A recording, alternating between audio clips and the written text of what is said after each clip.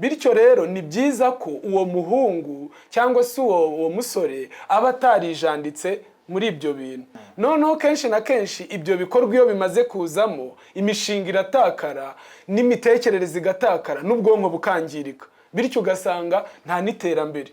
Ndashaka umuhungu wubaha Imana. Ese wowe uri kumushaka izo ndangagaciro nawe urazujuje?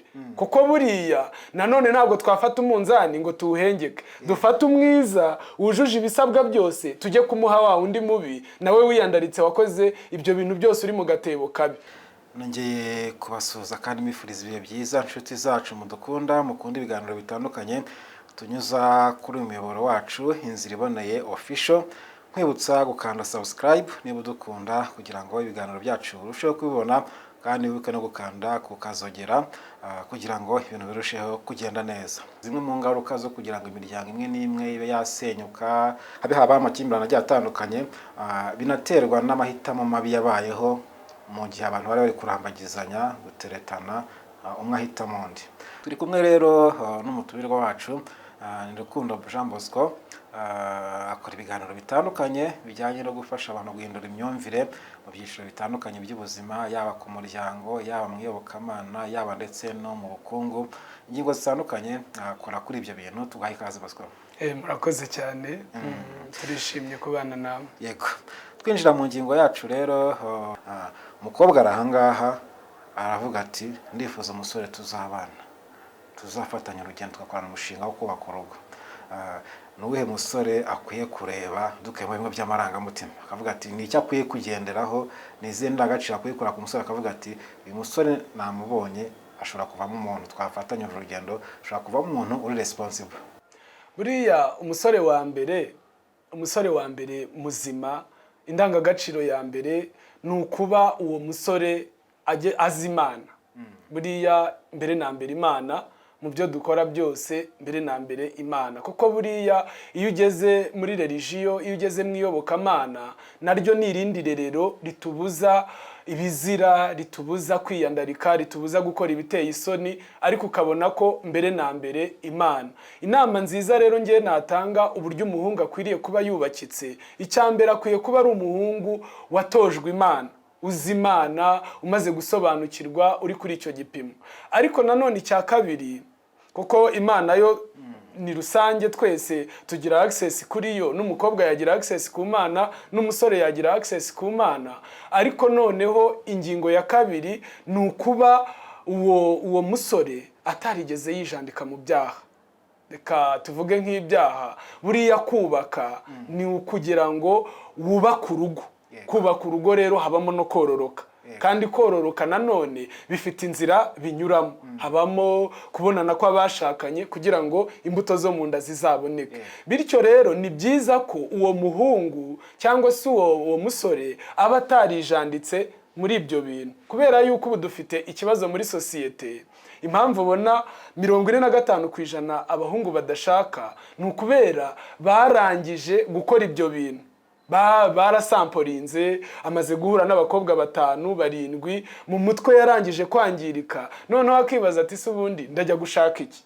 Ukumva ntafite ishyaka ryo gushaka. Ariko burya mu by'ukuri n'ikintu cya mbere umuhungu aba agomba gutekereza mu kubaka umuryango ni ukugira ngo abe umugabo, abane n'umugore we kandi babyare. Bibaye byiza rero yakabaye afite ikinyabupfura, atarigeze ajya muri iyo mico mibi y'ibiyobyabwenge, y'ubusinzi, y'ubusambanyi. Tukiri aho ngaho, umukobwa abibwirwa n'iki ko umuhungu atigeze ajya muri ibyo bintu?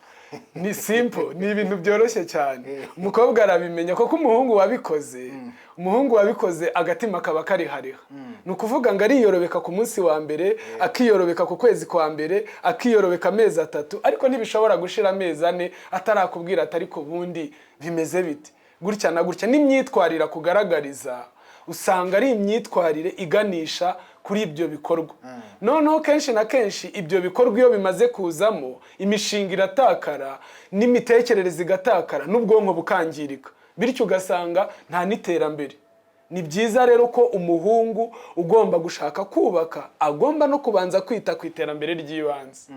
Ubu ngubu tugenda tubona ariko ubu bigenda bihinduka.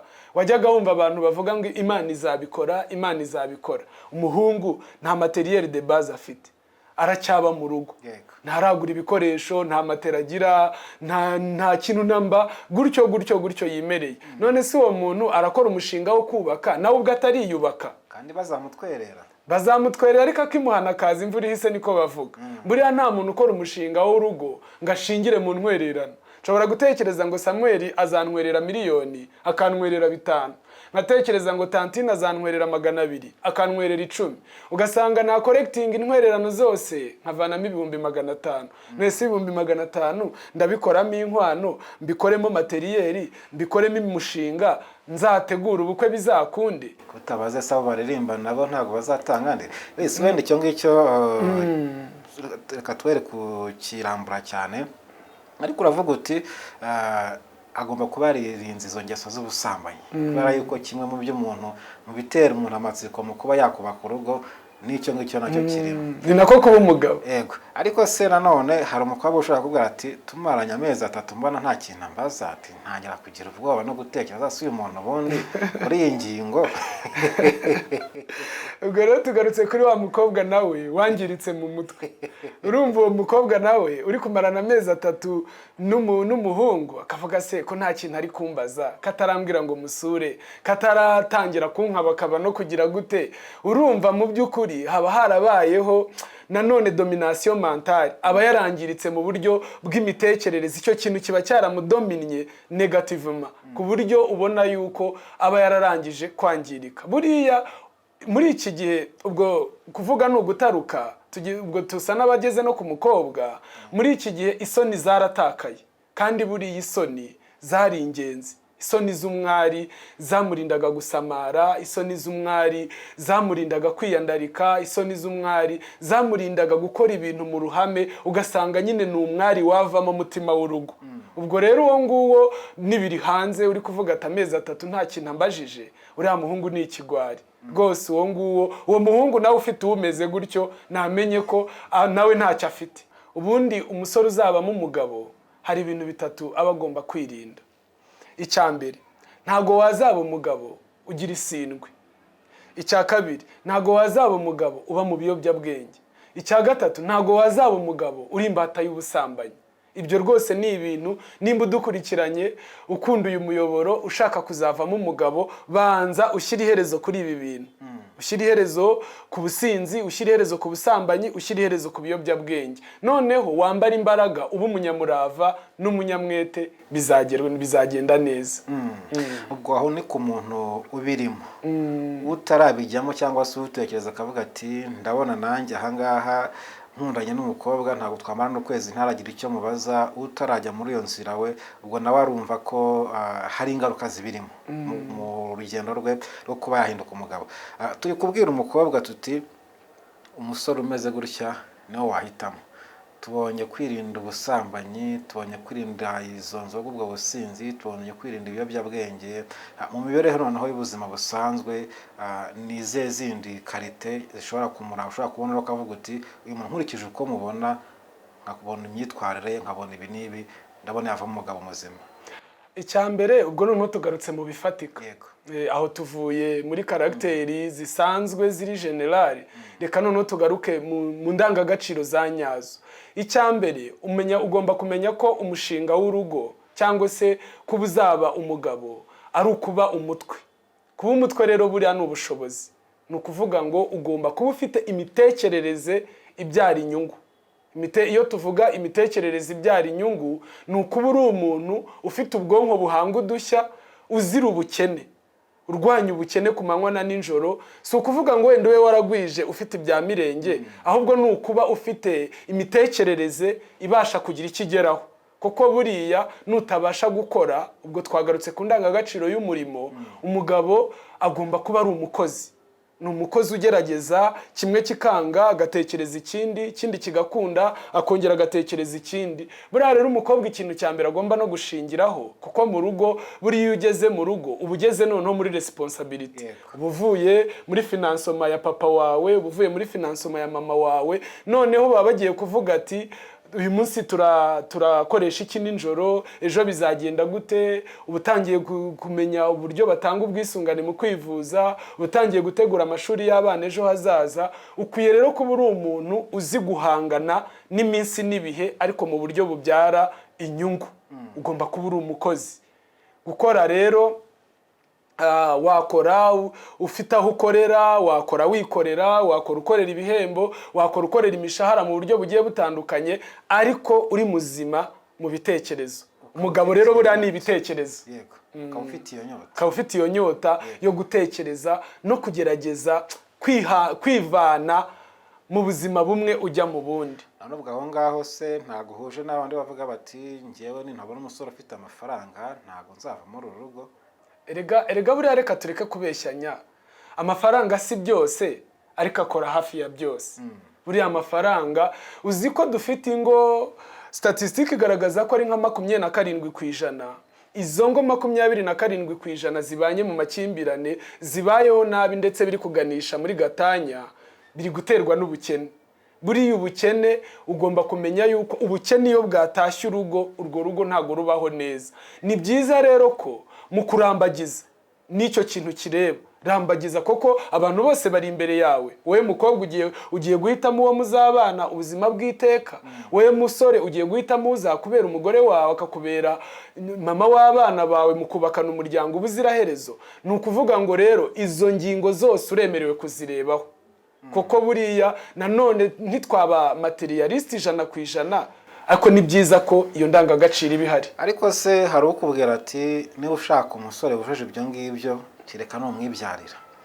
Umusore ufite indangagaciro nziza, ufite uko gukunda umurimo, ufite wenda na ya sura yagukuruye urumva, ndetse akaba afite n'amafaranga yaragwije yarakoreye. Bati kugira ngo uzabone uwo muntu biragoye. Hagiye usanga afite ayo mafaranga ariko n'ubundi muzabana azakubeshaho nkaho uri umukene. None araza kubigenza ati? Buriya rero reka tubwire abantu ko ibintu byose birashoboka. Umuntu mwiza arahari pe, wubakitse, w'ikigisho cy'umugisha, ureba ukavuga ati arashoboye kandi aranashobotse. Abo bantu barahari. Ahubwo ikibazo nanone tugaruke turebe, wowe umushaka urinde. Washyizeho amahame, ndashaka umuhungu mwiza, ndashaka umuhungu wize, ndashaka umuhungu w'umukozi, ndashaka umuhungu witeje imbere, ndashaka umuhungu w'ikinyabupfura, ndashaka umuhungu wubaha Imana. Ese wowe uri kumushaka izo ndangagaciro nawe urazujuje? Kuko buriya nanone ntabwo twafata umunzani ngo tuwuhengeke. Dufata umwiza wujuje ibisabwa byose tujye kumuha wa undi mubi nawe wiyandaritse wakoze ibyo bintu byose uri mu gatebo kabi. Ahubwo turebe ngo burya icyo ubiba nicyo usarura. Nimba ushaka urugo rwiza, nawe banza ube muzima, banza ube mwiza. Nimba uri umukobwa, menya ko ugomba kwifata neza, ukitwararika, ukagira ikinyabupfura, ukubahisha umuryango, ukazarambagizwa, bityo ukazabamo umubyeyi w'ejo hazaza mwiza. Rero ibyo kuba twavuga ngo runaka ayujuje ibi ntabyujuje, ntago twabishingiraho. Koko turacyafite imiryango mizima yigishije abana neza, turacyafite abana bayobotse izo nyigisho z'umuryango, turacyafite abahungu bakuriye mu nsengero babatozwa neza kandi bafite umwete n'imbaduko byo gushaka n'amafaranga bazi gukora. Abo rero barahari, ariko nanone ni ugushishoza. Ugashishoza ukareba ukavuga si uyu muntu yavamo umugabo w'ejo hazaza, uyu muntu indangagaciro ze ni sawa, uyu muntu ibyo nifuza, ubuzima nifuza bwabamo. Ariko nanone nitwibagize ko hari n'igeno ry'Imana, ibyo twa expectinga si byo bitubaho iteka. Hari igihe uyu munsi byuzuye, ejo bikanga kubera uburwayi, kubera ibindi. Ariko mu gihe ukiri mu mahitamo, gerageza uhitemo neza. Bivuze ngo kugenda ukagereka akaguru ku kandi, uvuga uti ndashaka umusore usenga, ndashaka umusore ufite amafaranga, ndashaka umusore ufite ikinyabupfura. Bango ibyo bakabaye bivuga ariko nawe ibyo ngibyo bifite ku rugero rwose pe ushakaho.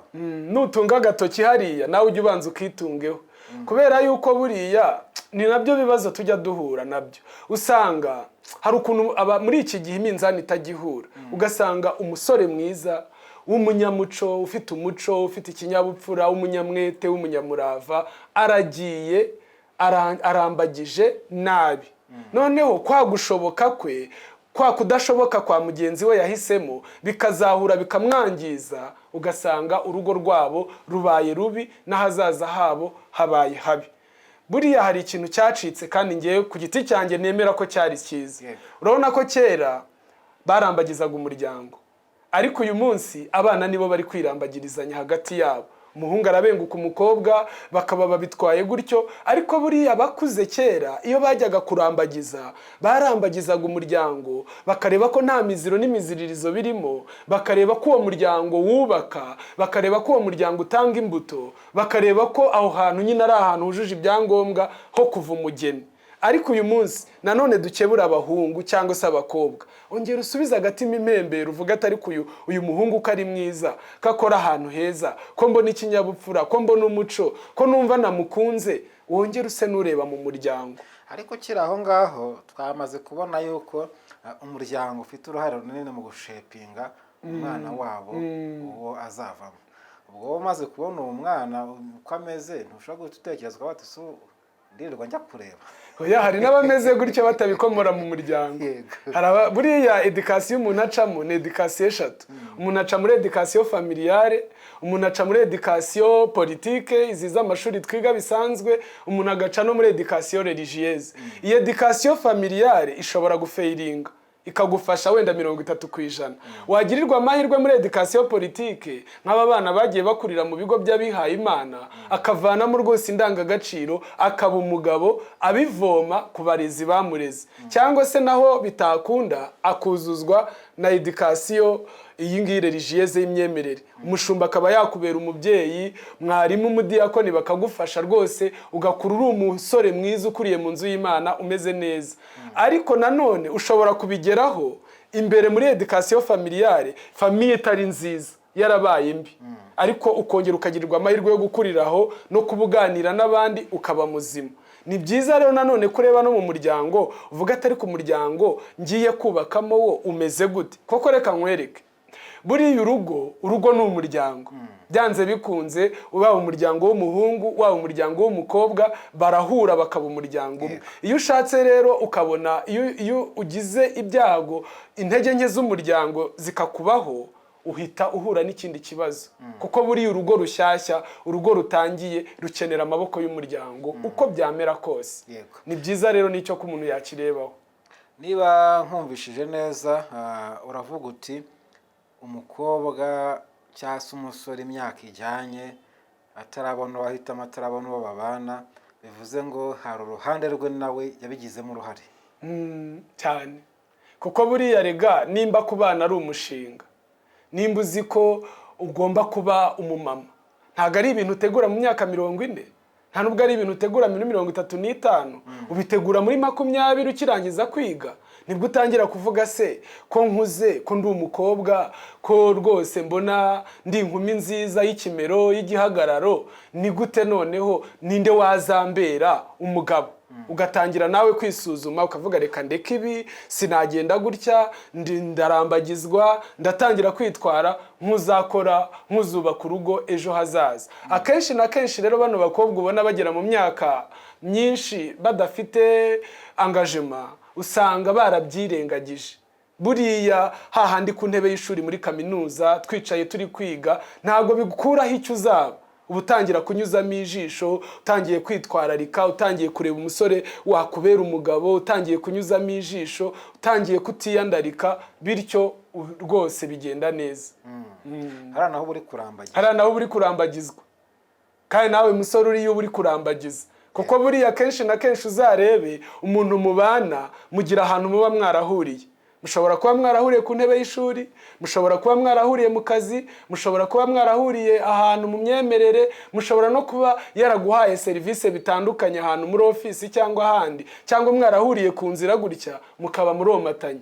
Rero buriya icyo kintu ni ukwiyumvamo ko uzaba umugabo, nawe ukiyumvamo ko uzaba umugore, ibyo bintu ugatangira kubishyira mu ngiro. Yego.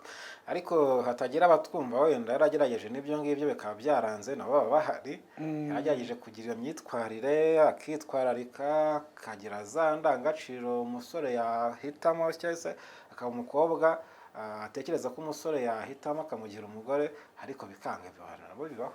Biranga wenda koko ari ryo geno ry'Imana iba yarabageneye, koko abantu bose imperuka izarinda igera, abasore ingaragu inkumi bakiriho, ariko pe iyo wabyirutse wiyumvamo kubaka, haba ku ruhande rw'abakobwa haba ku ruhande rw'abahungu, ukabyiruka wishyiramo izo ndangagaciro zo kubaka, ukabyiruka wumva uzabamo umumama umeze neza nka mama wawe cyangwa uzabamo umugabo umeze neza nka papa wawe, ntago bitinda kuko ugenda n'Imana iragufasha ukagenda ubyinjiramo.